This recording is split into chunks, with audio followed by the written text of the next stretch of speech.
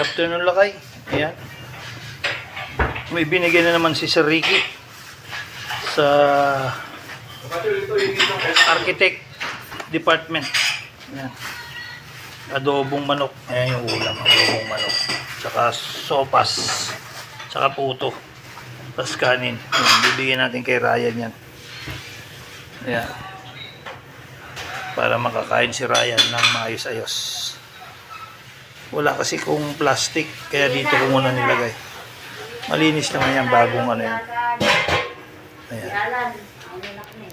Sige. Ihatid natin to kay Ryan. Sana nandyan si Ryan. Wala si Ryan. Binigay ko na lang sa asawa. Hindi ko na binidyoan yung asawa niya. Kaya ayun. Baka nangalakal yun. Good evening lakay. Good afternoon. Ito na naman. Mayroong bigay si Ricky. Ayan. Ano natin? Bibigay na natin kay Ryan. Ayan. Bibigay ko kay Ryan to. Bigay ni Architect Ricky. Ayan. Hanapin natin si Ryan dito. Kung nandito pa.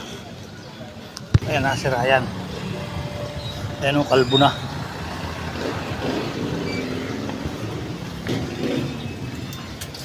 Ayan. Galing kay Architect Ricky yan.